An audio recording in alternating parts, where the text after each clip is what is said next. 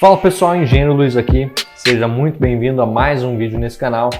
E nessa semana nós vamos falar sobre sapatas, mais especificamente sobre o comportamento de sapatas de divisa.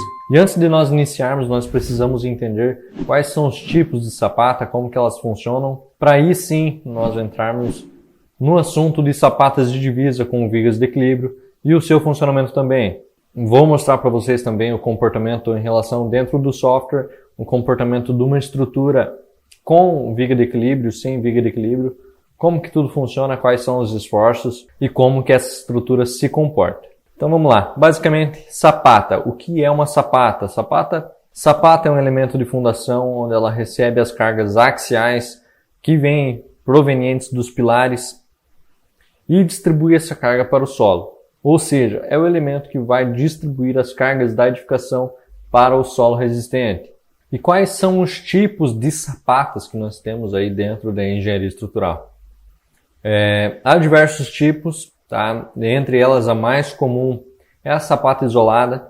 Depois nós temos aí a sapata corrida, sapata associada, sapata com viga de alavanca ou a viga de equilíbrio. E em relação à sapata isolada, ela é um elemento retangular que é ligado por vigas baldrames e, digamos, para cada pilar existe uma sapata.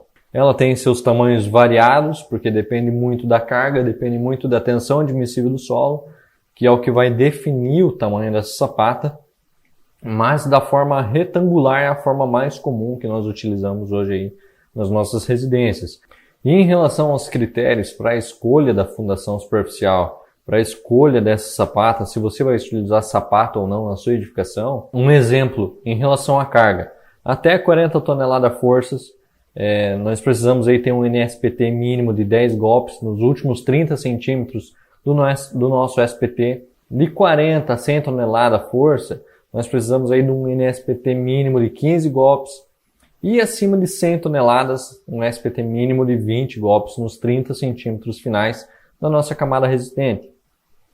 As sapatas, elas são preferencialmente utilizadas aí acima do nível de água, tá? Acima do nível do lençol freático. Não que seja impossível de nós utilizarmos ela no nível da água, mas preferencialmente acima do nível do lençol freático. E uma profundidade de assentamento em relação à sua camada resistente de 2 a 3 metros. Acima disso, existem outras opções mais viáveis em relação à sapata isolada, tá? Continuando aqui, os outros tipos de sapata que nós temos também. Nós temos a sapata corrida, que basicamente ela é uma sapata convencional, porém ela é utilizada para apoiar paredes. É como se ela fosse uma viga contínua nas dimensões da sapata, tá? Um exemplo de utilização isso é utilizado muito em galpão, muro de divisa ou muro de arrimo.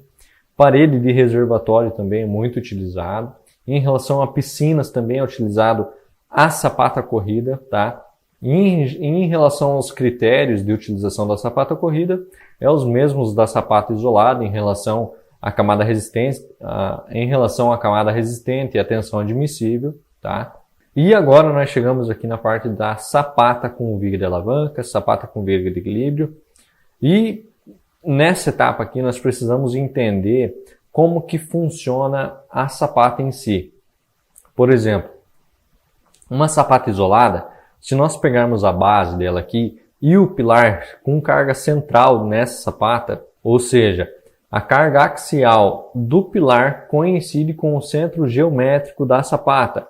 Ou seja, quando eu tenho a aplicação da minha carga, eu tenho uma tendência de flexão na minha sapata, porém eu não gero momentos fletores referente à excentricidade de carga. O que acontece com sapatas de divisa é o seguinte: eu tenho a minha carga axial do pilar, porém ela não coincide com o centro geométrico da minha sapata. Ou seja, eu estou gerando um momento fletor. Por quê? Porque eu estou aplicando uma carga fora do centro geométrico, onde eu tenho uma distância entre esses pontos que acaba gerando um momento fletor na minha sapata. E o que nós temos que pensar em relação a isso é o seguinte: existem duas formas de nós combatermos esse momento fletor. Uma é alterando as dimensões da sapata, de modo que o volume da sapata, as dimensões da sapata em relação ao eixo do centro geométrico diminuam ou combatem esse momento fletor, ou nós fazemos um travamento na direção do momento fletor. Com o quê? Com viga de equilíbrio, tá? Fazendo esse travamento desse deslocamento da sapata. Ou seja, é a mesma coisa que nós pararmos para pensar em relação a pilares. Pilares que estão sofrendo momento fletor numa direção, o que a gente faz? A gente coloca a sua maior inércia em relação ao momento fletor. Ou a gente faz o travamento com uma viga na direção do momento fletor. A mesma coisa acontece com sapatas em divisa. Como eu já estou gerando um momento fletor referente à excentricidade de cargas que está vindo do meu pilar, eu preciso travar essa minha sapata com uma viga de equilíbrio, diminuindo ou redistribuindo esse meu momento fletor numa outra sapata central, que é uma sapata isolada normal, tá? Eu vou mostrar isso para vocês agora aqui dentro do software. Vou mostrar para vocês esse comparativo em relação a uma estrutura, em relação ao seu deslocamento com sapatas de divisa e com vigas de equilíbrio, beleza? Então vamos lá. Nessa modelagem aqui dentro da estrutura nós temos 3 modelos, que é o quê? Nós temos um modelo de estrutura onde nós temos uma divisa, temos sapatas de divisa, e esse nosso pilar central aqui não tem viga de equilíbrio, tá? É apenas a sapata em divisa. No nosso segundo modelo nós temos a mesma estrutura com a sapata de divisa, porém nós temos uma viga de equilíbrio e uma sapata isolada central aqui para fazer esse travamento do momento fletor.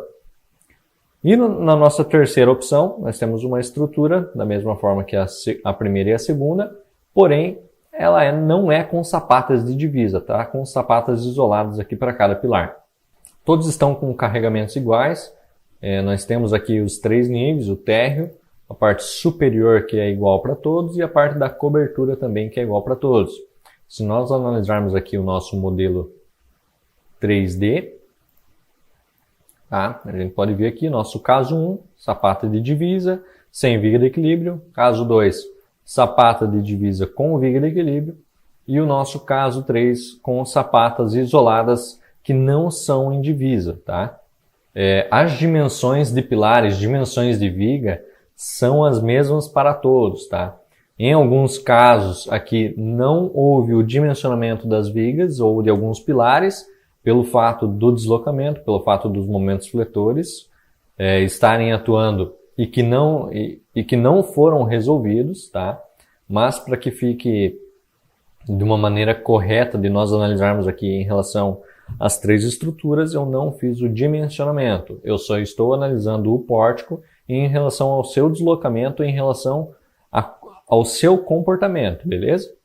Então, se nós entrarmos aqui no nosso pórtico unifilar, a gente vai verificar o quê? No caso 1, a gente tem um deslocamento muito maior em relação à estrutura do que no caso 2, onde nós temos uma viga de equilíbrio com uma sapata isolada central que faz essa redistribuição dos momentos que estão chegando na nossa sapata de divisa.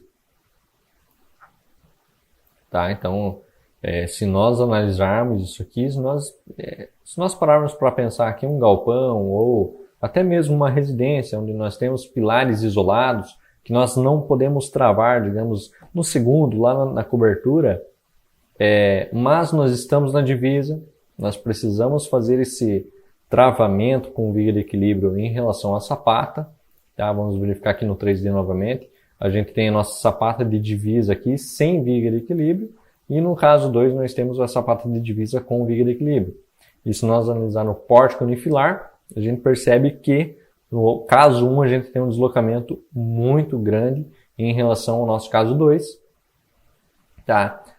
Aqui no nosso caso 2, a estrutura ela se comporta muito parecido com o caso de sapatas isoladas.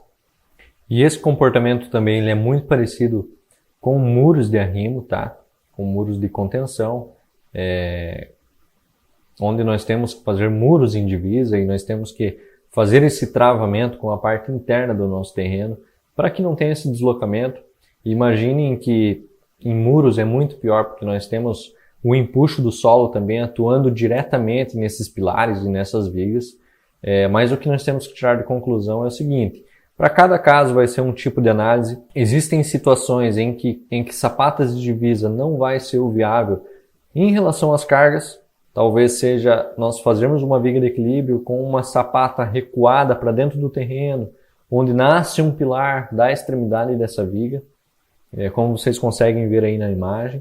Mas para cada caso é um caso, deve ser feita uma análise para cada tipo de projeto, para cada situação vai demandar uma análise diferente.